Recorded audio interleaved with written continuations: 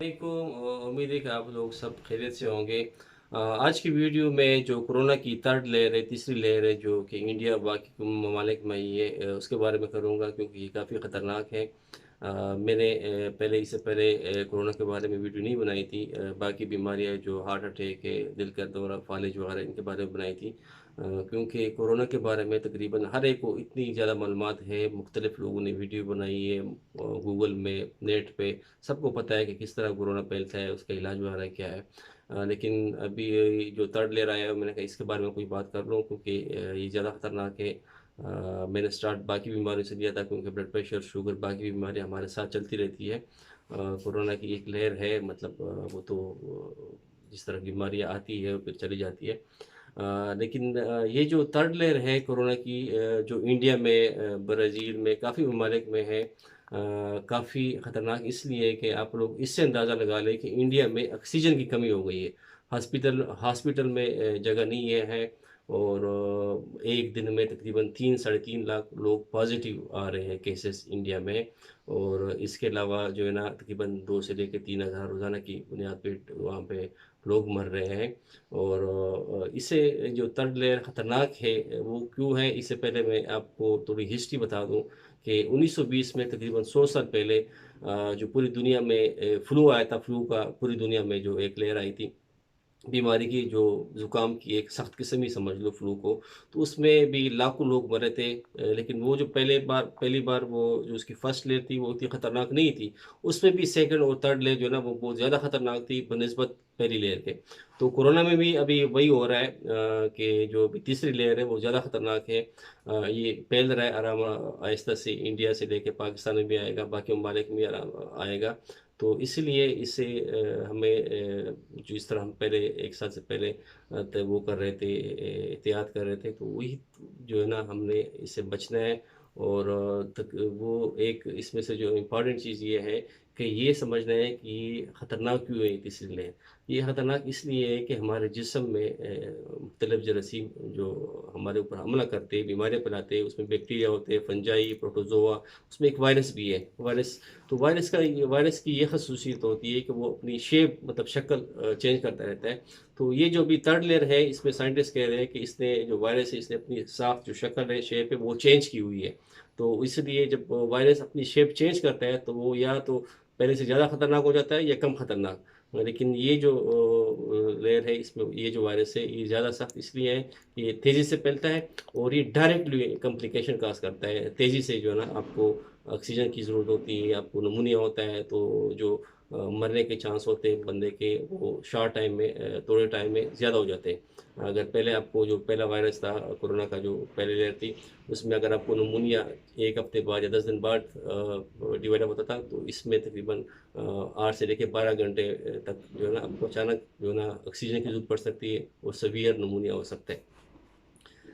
बाकी इसमें ये है कि सिम्पटम्स जो है ना, अलामात भी थोड़े चेंज हो रहे हैं।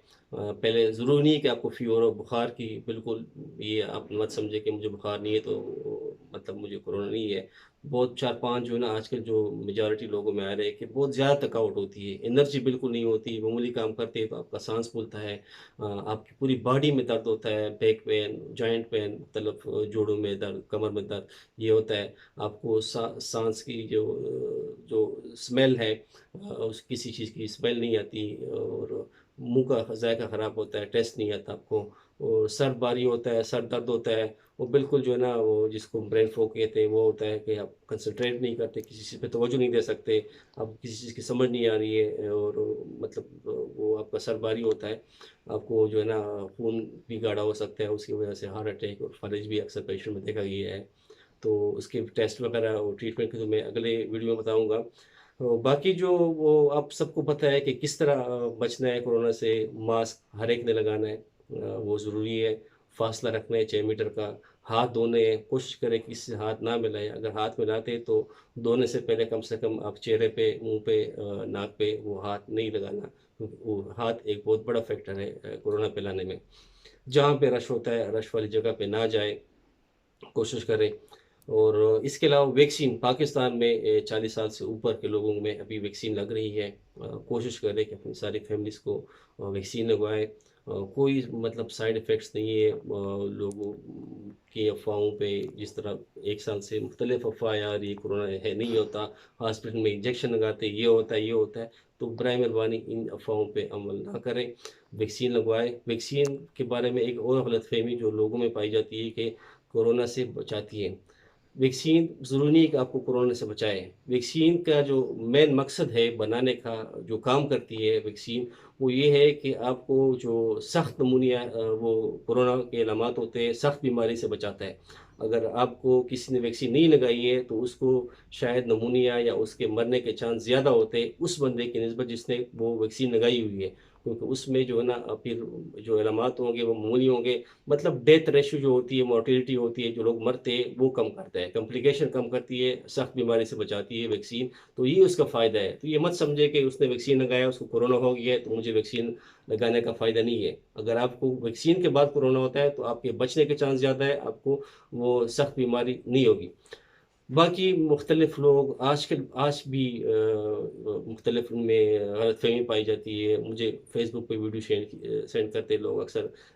कल बहुत सारे एजुकेटेड लोग भी ये काम करते हैं। एक वीडियो थी जिसमें मास्क पर रखते हैं कि ये मास्क जो है ना ये पहनाने का एक बहुत बड़ा ज़रिया है। इसके अंदर जो जरासीम नीचे पानी में जाते हैं। वो जो है ना वो कपड़े के जो मास्क मास्क होता है, उसके जो धागे होते हैं उस वो होते हैं पानी में, जो उन्होंने वीडियो बनाई हुई है। तो इस तरीके से मुख्तलिफ़ वीडियो लोगों में कन्फ्यूजन बनाने के लिए कि कोरोना नहीं है, ये चीज़ें तो भई 1 साल हो गया, अब तो कम से कम अपनी अक्ल इस्तेमाल करें। ख़ास तौर पर एजुकेटेड लोग तो इन अफ़वाहों पे ना दो ध्यान। खुद डॉक्टर भी मास्क पहनते हैं, तो कोशिश करें कि वैक्सीन अपने आप को वैक्सीन लगवाएँ। और बाकी जो मैंने बताई है कि फासला वगैरह, मास्क वगैरह और हाथ वगैरह की सफाई ये करें। तो इंशाल्लाह नेक्स्ट वीडियो में आपको जो इसकी इन्वेस्टिगेशन है और इसकी ट्रीटमेंट है, बाकी जो चीज़ें रिलेटेड वो भी बताऊँगा आपको। Thank you.